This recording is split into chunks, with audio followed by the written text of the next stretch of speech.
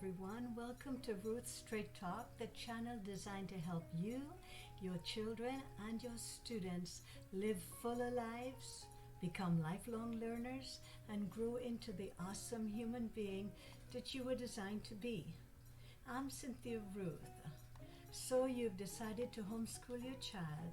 Now you must decide which homeschool method is best for your family. Then this video is for you.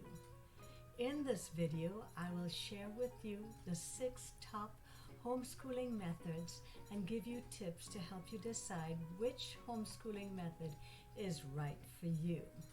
Also, don't miss my bonus method at the end of this video. So let's get right to it.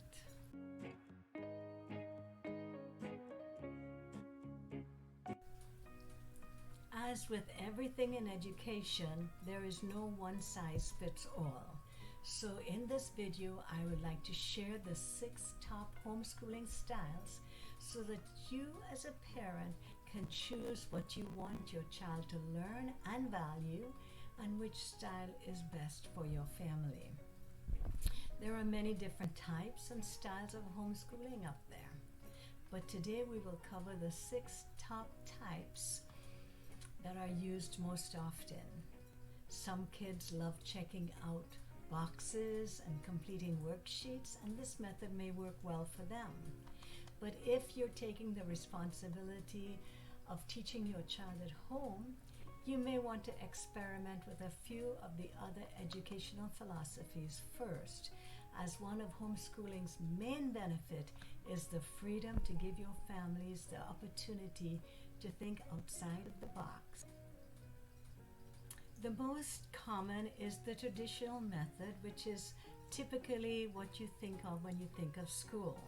It is commonly referred to as the school at home method, and families that use that method may have a dedicated room and a dedicated time in their home for school hours. The second most popular is the classical education. The goal was to create lifelong learners that had good character and were filled with wisdom. The basis of a classical curriculum is formed with the best writers and thinkers in history. Classical schooling also follows a child's natural development and teaches them what they need to know and when they need to know it. It emphasizes the following intellectual skills as the child grows. For example, grades 1 through 4 will focus on grammar. Grades 5 through 8 focuses on logic, and grades 9 through 12 are rhetorical situations.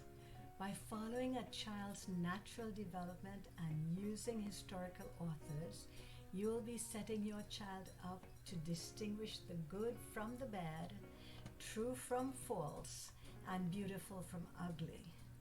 Lastly, classical schooling aims at passing on our traditional culture and Christian life to our children. The third type is unit studies. In unit studies, you choose a topic and incorporate all of that different topics into one topic. This method has also been shown to improve understanding and comprehension. Everything is always interrelated. There is also no need for separate textbooks, and many unit study homeschoolers do use a separate math and language arts curriculum, but all the other subjects are pretty much covered and incorporated into the unit studies. The fourth type is the Montessori.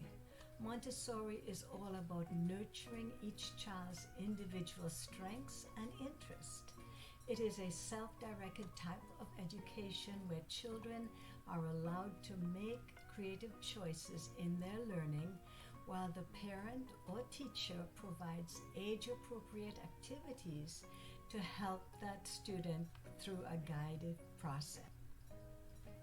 The fifth style or method of teaching is the Charlotte Mason that believes children should be provided with great literature. Another large part of this type of schooling is that nature studies. It stresses on the importance of getting out in nature and learning about the natural environment.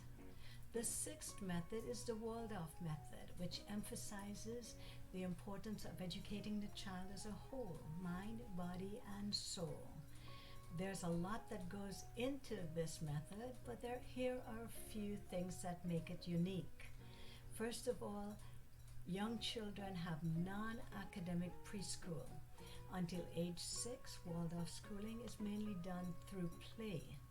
Children learn pre-reading and pre-math skills through hearing books and poetry, singing songs, and just playing.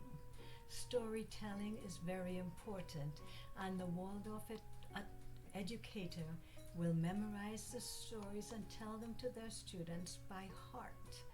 This is really helping the subject to come alive, as you can make eye contact, as you can use funny facial expressions and hand gestures. Another part of the Waldorf is integrated arts. Rather than having the arts as a separate subject, they are integrated into every other subject of schooling. For example, you could teach animal life cycles through movement or history lessons through art projects. No textbooks are involved in this program. Instead, the students create their own books called main lesson books.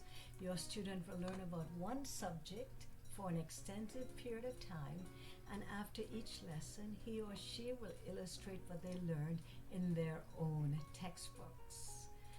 Seeking to develop not only a child's mind, but also character, compassion, and creativity. Academic subjects such as math and reading are incorporated into drawings or paintings, and teachers integrate storytelling, nature study, and handwork, including knitting and woodworking, into their curriculum. Our bonus method is relaxed or eclectic. Eclectic homeschooling method is used most often by homeschoolers.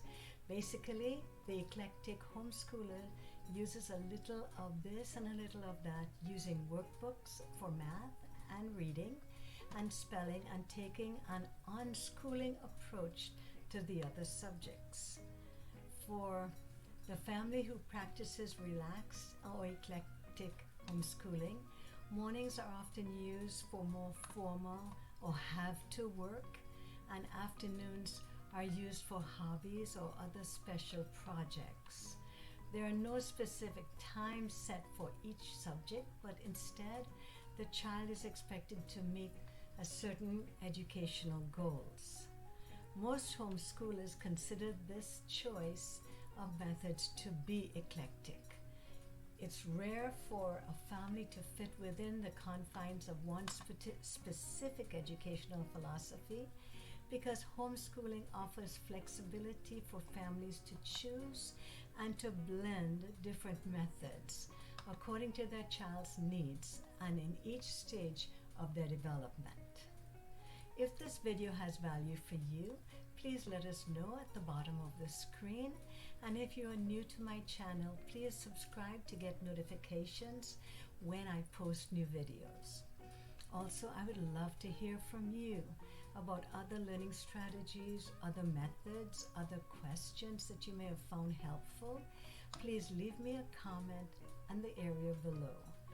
As always, thank you for visiting with us at ruthstricktalk.com.